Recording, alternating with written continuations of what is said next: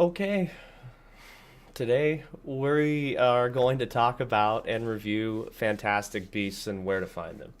Okay, this is another installment in the Harry Potter universe. They decided to expand upon this cinematically. There's not a ton. It's not like the books where the previous books were all published in succession, and you had a large chunk of lore to largely follow directly behind, right? So if you were a reader, you could get ahead. You'd know a little bit about what's going on, and if you were just a fan of watching, then you could wait for the mystery, right? Now, this is essentially a cinematic universe that's expanded off a book that I understand was more like written written like a reference book to help expand some of the known zoology of the universe. And while it gives some references to this character, it's not like it necessarily takes you through the classic Harry Potter adventure tale that you're going to get the treatment of in this movie. All right, so some good and some bad here, okay? More bad than good. This wasn't the greatest movie, and we'll talk about that in a minute. The franchise is already spun up into hyperdrive for another four films. They're gonna go to they're gonna go to the max with this one. They're gonna have a 4 or 5 film franchise. And J.K. Rowling is working with the same director that finished the last Harry Potter series. He did Order of the Phoenix, The Half-Blood Prince, and The Deathly Hallows Part 1 and 2. So we do have veteran directors on board for this project, okay? And that should give you kind of that comforting feeling that at least the CGI and some of the way that they use shots and maybe even some of the set references, that director's going to have all that stuff fresh in his mind, and he should be able to tie the franchises together, right? Because this is the Fantastic Beasts and Where to Find Them franchise, and we have the Harry Potter franchise that still feel, and I'm going to tell you, they feel largely separated. This movie did not do a good job at making them feel cohesive. There are rules within the Harry Potter universe. There's lore that ties and binds these two universes together cinematically, but man, it's not enough to make it feel like home, if you know what I mean. All right, so we have the director on board, and we have J.K. Rowling, of course, consulting with the actors for character development and consulting with the director for creative development. So we should have the team to see this through. This might just be a small beginning to a great story, and maybe I'm just not sold on it yet because they haven't shown me enough yet. But I felt like this movie, where it departed largely from the tone of the films in the other franchise, is if you read the books, you especially see this. The books are like children's mystery novels. So if you ever read Hardy Boys, or like if you're read Nancy Drew type novels, like children's adventure mystery novels where you get into some stuff and you solve a problem, and there's typically a mystery afoot and you sleuth it out with your buddies or whatever. That's how it's written, and that's how it largely translates to film, especially in the first films. Sorcerer's Stone is like a classic Hardy Boy Nancy Drew mystery novel. Now, this story, because there isn't a reference point, I can't tell you what I didn't go and read the encyclopedia of the. I didn't go and read the book to reference this film. I didn't follow Rowling hardcore enough to do that. So I do understand that it doesn't lay down a story, though, and that feels like the big departure here. The big departure from this and the original Harry Potter franchises is that this feels like just a CGI action thriller. A CGI action thriller set in a Harry Potter universe. This does not feel like a well-composed, well-written, and well-thought-out mystery novel, that brought to film. Because, you can omit so much stuff from the book and you still have all the meat and potatoes left over for the film. You can omit all the tiny things that make the Harry Potter universe great, which is largely what the books did. They focused on the main points and plots of the story arc, and a lot of the fun things where, Harry's just sitting around a classroom and observing, magical objects or student behavior or social behavior of other characters that go undeveloped in the film. Those are largely expounded upon in the books. So here, you kind of feel, I felt like it was They were good movies when they came out, and I liked them well enough. But I was always so frustrated after reading the books to see that the film couldn't find a way to suck me in as much as the books did. This film equally feels lackluster. It feels like it is just a family fun fantasy movie to the parents to go shut the kids up, stick them in the theater, and make them watch it for a while. For you need pay a couple bucks, spend a couple hours, and everybody gets visually stimulated for a little bit. You can go and see almost anything these days and get this level of experience, this level of investment. Where it does shine, though, is the Harry Potter universe is so fantastic and it's so detailed, and there are some ground rules already in place that they don't take the time to go ahead and painstakingly explain all of those things to you in this film. You should know a little bit about what the Magic Society and how it hides from the non-magical society at large. They do take the character and they introduce him to America very quickly on in the story, and so that's a little bit different. We're used to seeing the story take place in the UK, and with those familiar backdrops, and even bureaucracies, I'll say, because this America comes with its own magic societies. Like there's a magic of congressional usage. There's basically like a congress of magicians that are clandestine and meet in secret and decide all laws and rules that govern the American body of magicians. So if you are an American magician, then you're subject to the American Congress of Magicians rules or whatever. So that's cool because they don't go ahead and over-explain that so much that you feel like you're getting introduced to a whole new universe. They do leave enough just to question where you're filling in the gaps on your own, and you're kind of going, well, I know a little bit about the Harry Potter universe, so this is kind of how that makes sense. And okay, they aren't going to, explain every detail about, like, let's say how the main character got his wand, from scratch. They aren't going to do everything like that. And so you do get to go ahead and make some assumptions about how spellcasting works, about how wands works, about how transporting works, about how the rules of the world work. And you can rely on those assumptions largely throughout the film because they don't deviate too much from them. The laws of magic in the Harry Potter films seem to be the same, and largely the same laws of magic that govern the this new Fantastic Beasts portion of their universe, right? So story's pretty simple. It's the old classic switch suitcase story. I mean, if you're looking for the plot that kicks it off, it's not. It's almost like Voldemort 2.0, and the catalyst for kicking off all the chaos is the swap suitcase, dilemma, which we've seen in so many films. So it's a little cheap, man. The methods with which she chose to get the story rolling were really cheap, and I felt like even the development of one character, while the reveal is cool, and we'll get to that in a minute, does feel a little bit like kind of Voldemort 2.0. Let's start with the story now.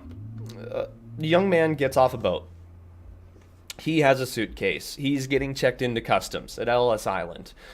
He's British. You're assuming, that he has a something magical happening already with his suitcase because, there's like a latch that pops open without his permission, and you hear some scrambling and things inside the suitcase.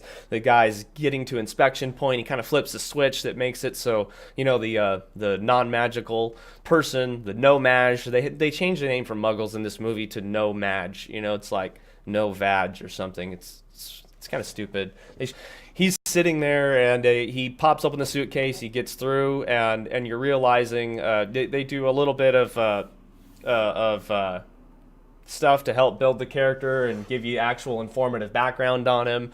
He is a zoologist who, at this point in history, I guess, in the 1920s in the magical world, in the Harry Potter verse, magical beasts are still largely seen as like, a scourge on the magical world, like, and they're seen as a problem and probably, need to be managed, fought, eradicated, or even, who knows, maybe even cooked in recipes, right? But this guy, he's kind of a zoologist, so he wants to do something a little bit different, and he has, he's eco-minded, and so he wants to save and rescue animals, catalog animals, especially if they're if he's found out that they're going extinct, and so and then publish it in a book to let people, the magic world at large, know that they're largely uneducated, that they have been uneducated about the beauty and the I guess the treasure that these beasts represent to the magical community at large, instead of seeing them as something else, And he is, I think, on he's being funded by the Ministry of Magic, or he has a place down at the Ministry of Magic, and this is, his project that he's been traveling around doing. So we're seeing the character after, he's at the entry of the film, we're just diving right into the story. He's just, coming from Africa or some other country off of, a sojourn where he's going to be, have collected tons and tons of animals and then stuffed them in this magical suitcase, right? So he's got, it isn't like they're in cages or anything. I'll do a little reveal here so you don't think it's cruel. The suitcase, obviously, small objects, as you've seen in the Harry Potter world, can open up to whole other, absolutely large structures, or other even almost what you would call worlds, right? So I don't want to give it all away, but for all he could have a giant zoo inside this thing, where these guys are roaming free and stuff. So keep hope that he's not doing anything stupid, and that he is a true, his heart is true, and that it's in the right place, and he's doing all the right things as far as being good to the animals, right? And the story takes a turn when he meets a gentleman, and there is he's trying to acquire a beast. That's why he's in New York. He's trying to acquire one final beast to pair up with another that's, almost extinct, I think, or something like that. It's not important, don't worry. And he essentially, chaos ensues when one of his magical creatures gets out and causes all sorts of trouble, and there's another individual that he meets that's, kind of on his down and out, trying to get a loan from a bank, and they run into each other and end up swapping suitcases. So the character is in trouble. I mean, he's in trouble now for letting these zoo creatures out. He's trying to get them back. He's been outed a little bit to the local, authorities, the magic authorities here in America, and he's trying to make his way around and collect his creatures, avoid the Aurors, or the magic police, essentially, and get back out of the country in one piece, with having completed his mission, right? And so an unlikely band of cohorts develops, and through happenstance, through bumping into people, meeting people, someone seeing him who works at some place that ends up becoming a part of something, and so he develops a small roster of characters. There's two girls and a guy, that the suitcase guy obviously ends up coming back in play because they switch suitcases. So you got the odd couple now. You've got the non-magic guy who's there for comedic relief to constantly throw a one-liner out about how the magic was, that how cool it looks, or how goofy something is, or how just shocked he is. And you've got this character to downplay everything and give those kind of one-liners that are always the no big deal ones or whatever, right? And so there's a cheap play of comedy that happens between the couple of the characters, but it's nothing to bust a gut and laugh over. I mean, it's audience comedy, stuff that they think that in focus groups people will laugh at, so they keep it in there or whatever. It's not really funny. And by the time you get through the film, you realize there are several mysteries unfolding. So Rowling did write mysteries into this film that are going to tie into the lore of the other Harry Potter verse, right? So if you remember the Harry Potter verse, they talked about Dumbledore fighting a powerful wizard named Grindelwald. Now, that happened years and years before Voldemort, when he was a young man, and that was kind of like a big wizarding battle that the whole world apparently knew about, and, you know, it gave him his famous name in the wizarding community, right? And they're building up that battle in this series of films. I think by the time you watch this film, you'll realize who these characters are and who they're building for the final battle against a Dumbledore that they're going to have to recast as a young Dumbledore. So that'll be kind of exciting, because if anybody ever wanted to see more adventures of young Dumbledore and what he was up to, which I know I did, and then you might have your opportunity in these films, especially if they do like a Half-Blood Prince type thing, where they do a large like a look back kind of a montage where they're taking pieces of the past and utilizing it as plot points throughout the film to you know, further intrigue in the current mystery, whatever that mystery is going to be. That'll be exciting. And so you do get some foreshadowing about all that basically being the story that we're going to see here. The writers already revealed that it's going to take place over 15 years, so we should see this 1926. Actually, it's more than that. It was, I forget how many years, but I guess maybe it's 19 years, and the story is going to end in 1945. I think that's what it is. I think we're going to see a story stretch for about 19 years and end in 1945. And that's what I read somewhere online, which was supposed to be the year that Dumbledore battled Grindelwald. So for universe continuity, apparently Rowling has thought this out and is going to make all this work out pretty good for us, which I'm excited about. So there's a couple other characters that throw you for a loop, right? So you got Colin Farrell in here. He's cast as, and he doesn't do a bad job. Colin Farrell does fine, man. He does fine.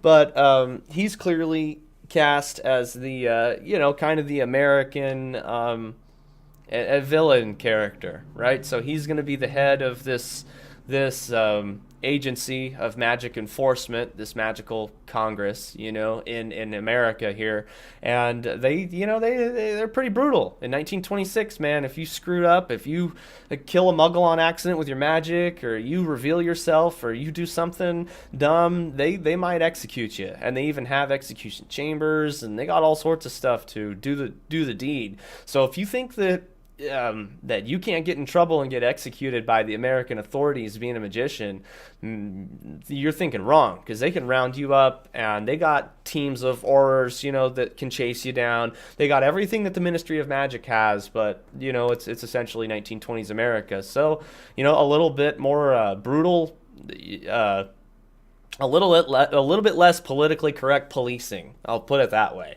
You know, these guys are brutal. So Colin Farrell does a good job as the villain character. What you're going to see as the film develops, though, is that they're and if you go online and you look at anything about this film at all, it's probably going to reveal it. And this isn't like a big spoiler for the film. I'm not going to reveal a big spoiler for the film. But what you're going to see is the true villain character that they're developing is Johnny Depp. Now, Johnny Depp has been cast. If you look online, you can see the pictures already. You can see, you know, that he's committed to the series and he's going to ride it out. But Johnny Depp has been cast as the lead villain. So we saw Ralph Fiennes as Voldemort. It was fantastic. It was a great Ralph Fiennes role. It was a bummer. I mean, he has so much range. I wish I could have used him even more. But we're going to see Johnny Depp get to play the villain counterpart to a young recast Dumbledore and probably Newt Scamander or Scamander, however you pronounce his name. So that's going to be a really exciting team up. Now, Johnny Depp, for those of you who are thinking that he's a little bit played, and for those of you who are thinking that she's just going to Depp it up all over the damn place, and he's going to get Depp all over everything, and I don't want to see, you know, Pirates of the Caribbean in my fucking Harry Potter universe. Think again, because you're going to be really pleasantly surprised. All I've seen is a little bit of voice acting that he's put into the character, and I've seen the makeup, right? And so when you see his character, when him give his, the couple lines that you can find for his character to give online, you can go and look it up or whatever if you want to go and find it, and you want to see what he looks like, then maybe that'll give you that cool feeling that I got too, which was excitement. It was something that made me feel like Johnny Depp the makeup was more ominous and dark than the Mad Hatter role, but also kind of like there was a dark delirium beneath the surface of his face that you could see that looked fantastic. It also had one other element of makeup from a film that he did that I always thought stood out to me, and I can't remember what it is now for the life of me, but it's like a hybridization of several other of his makeups from the past but he looks like he's going to be a wicked wizard. He's going to be the most wicked looking wizard, and he's going to bring something to the role that we may not have seen yet. He may actually push it to a level of cruelty that we haven't seen yet. So you remember, the director for these films was the director for Order of the Phoenix, The Half-Blood Prince, and The Deathly Hallows. Largely, if you read the books, those are clearly where the books depart from some of the more childlike feel that they have to like they've graduated to a darker tone in Order of the Phoenix going forward. From the first scenes when Dudley is like smoking cigarettes and riding on his bike and being like a preteen. He's kind of like a bad kid now. They've gone from like just little kids to like teenagers, so they darken the tale up a little bit and they mature it. She matures it ever so slightly for her reader base, I felt like, and she did a great job of bringing her reader base with her. A lot of franchises don't do that. She did. This director probably has the chops to take this into the dark zone that it needs to go to. I think that the Fantastic Beasts is a more adult tale. Obviously, all the protagonists are adults, and it's going to be they've already taken it a slightly. It was pretty dark when they showed some execution chamber stuff and some of the stuff in the film that you're thinking, man, they didn't have anything exactly like that in the last film. They had some pretty wicked things, but that was pretty wicked. And so, this has the potential to be a more adult and dark area of the Harry Potter verse. So take a look at the screenshots. Take a look at the character development of Johnny Depp's villain to be in the next series of the films, and watch this film and take a look at the arc development, because I feel like they are developing a dark arc, and it could be super cool if they just stay away from this family adventure action CGI blowout bullshit. If they really enhance the story a little bit more and take it back to that mysterious feel, then you're gonna get more mileage out of this second coming of the franchise. Okay, so I don't want to talk too much more about character development because I'm going to have to get into revealing, who meets who and how they meet who and how that all works out. Okay, so we talked about the film at large, kind of as a body, as a whole. There's one specific actor, the main actor, and I'll look up his name just so I have it right. I don't want to mispronounce it. What's it? Eddie Redmayne? I don't know. I'm not going to pronounce it right this time either. So this young man was sought for the role, and he was they said was the one and only that they really considered for the role. They said that he had the look and whatever it was that they thought it needed to get the franchise from start to finish. Okay, and he's going to clearly be a part of it. But there is one annoyance that I'll tell you I have with this character, and this is probably the director. This isn't the actor. This isn't the way the character's written. I think this is probably the director choice, or maybe it's just the actor's, like, he has this thing that he thinks is cool. But it's the turn and look, man. The turn and look is sometimes referenced. I've heard that it's referenced as several different things, but sometimes in Hollywood it's referenced as when you turn into a scene, and you announce it. Like sometimes in a commercial, you don't see this very often. Someone will be doing something and they'll turn around and address the camera, right? And it's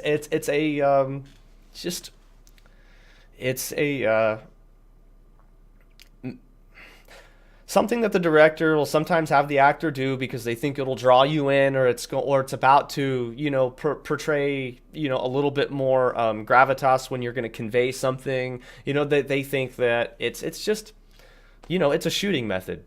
There's a lot of different ways to do a scene and to have an emotional reaction. This guy, I swear in this movie, they do this thing where he's talking to someone and it's like they'll have him even turn away. They won't even cut the camera, man. The camera's on him the whole time, and he'll turn away and look behind him and come back for another turn and look. And the eyes, it's like the face does that reset, that turn and look fucking face that everybody tries to put. And if it's a sad scene, he's kind of comes up and he looks all bashful. If it's an intense scene, he's coming up and he's looking like, intense, or whatever he thinks is his intense face. I don't know if it's stupid, insane, or intense. I don't have time to look right now.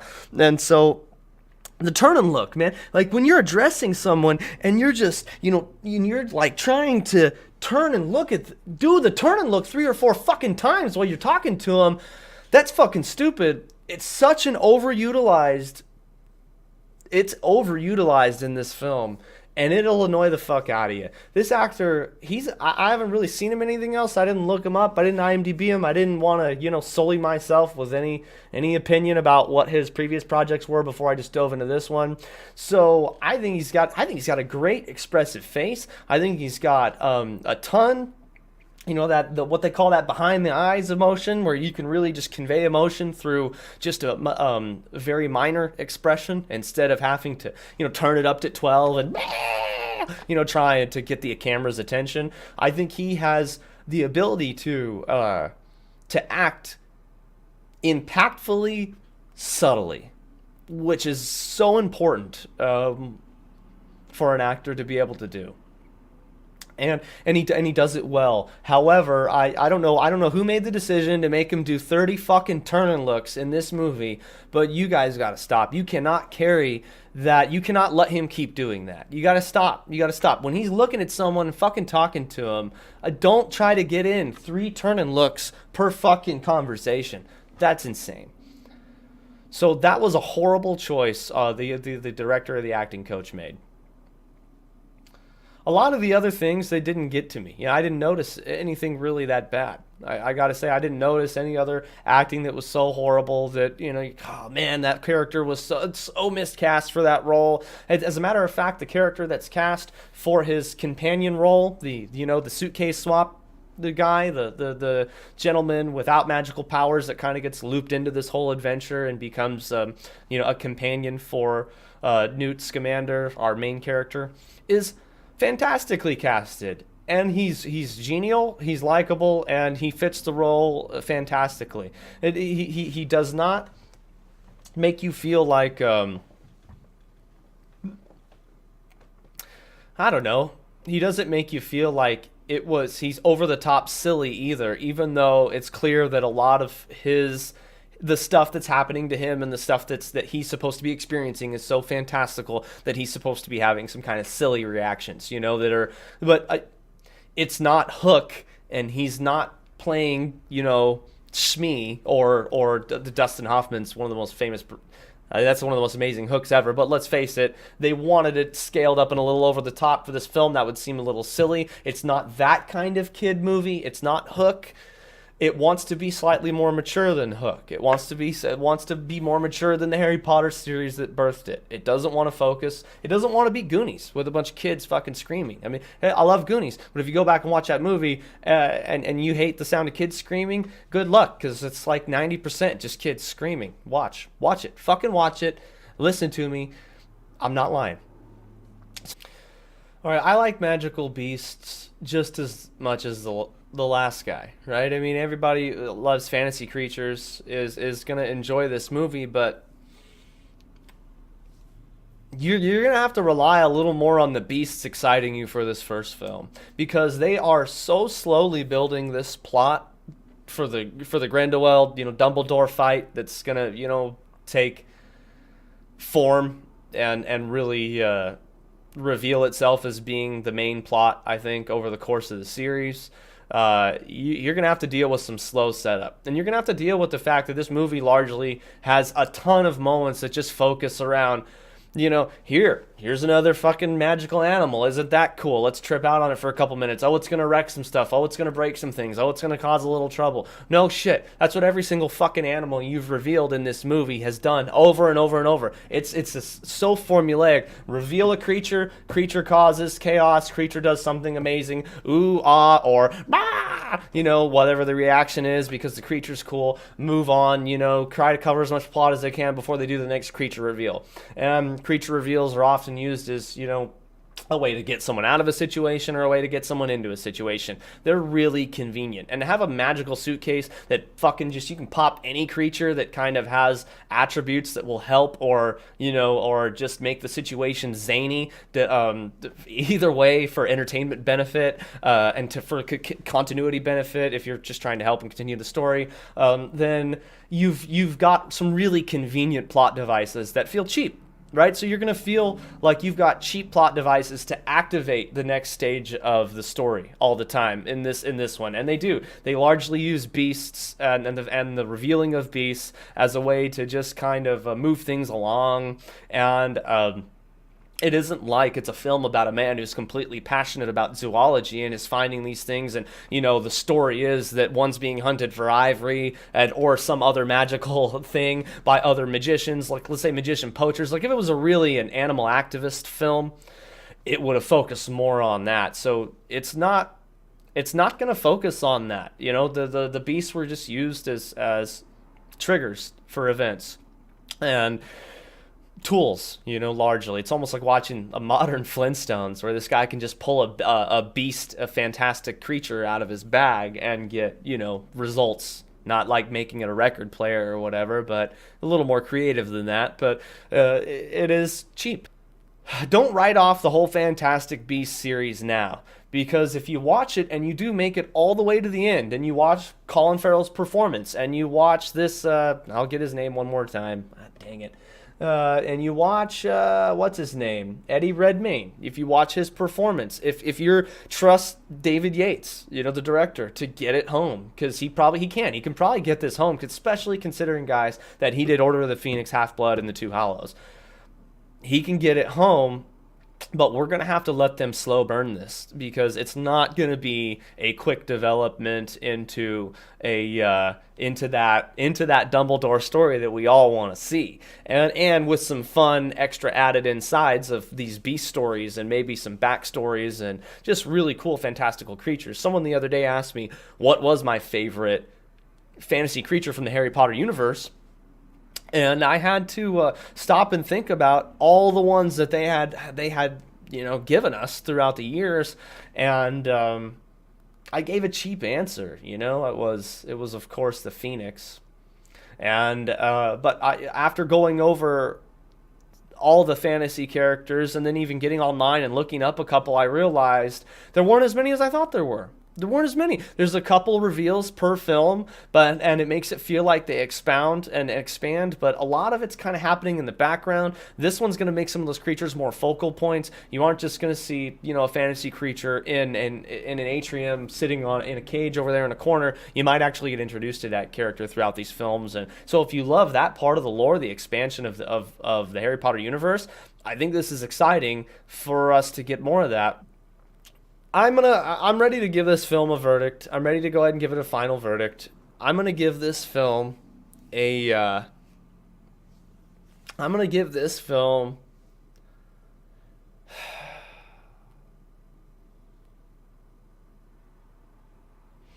God, this is hard. I'm not ready to give it a verdict. Yeah. Damn it. All right, I'm giving it 6 out of 10. I didn't want to be so harsh, but the only reason it got a 6 out of 10, by the way, I would be more harsh if I didn't think it were developing into a stronger story.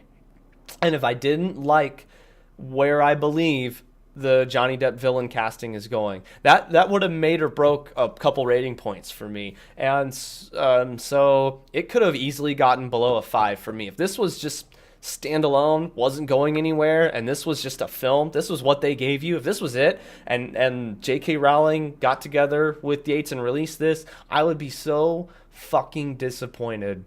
I would be so disappointed that I would have had to have given it a below 5 rating. But it's headed in the right direction, and it has the team to get it there. And even with, all those fucking turn-and looks, this actor has gravitas. He brings intensity to the screen.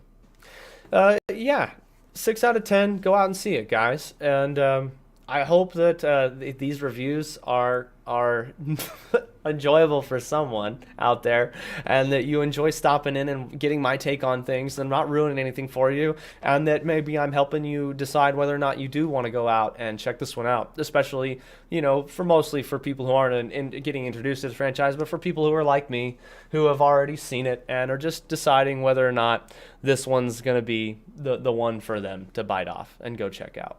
So guys, I hope that you do have a good time, and happy Thanksgiving. I'm filming this on Thanksgiving because everybody ended up out of town. I had some relatives who were horribly sick, and we all got separated this year, and so it was too bad. And I hope that maybe somebody will enjoy this review, and I got some good use out of my Thanksgiving day, even though I'm not doing all this family stuff. So have a good one, guys. Bye.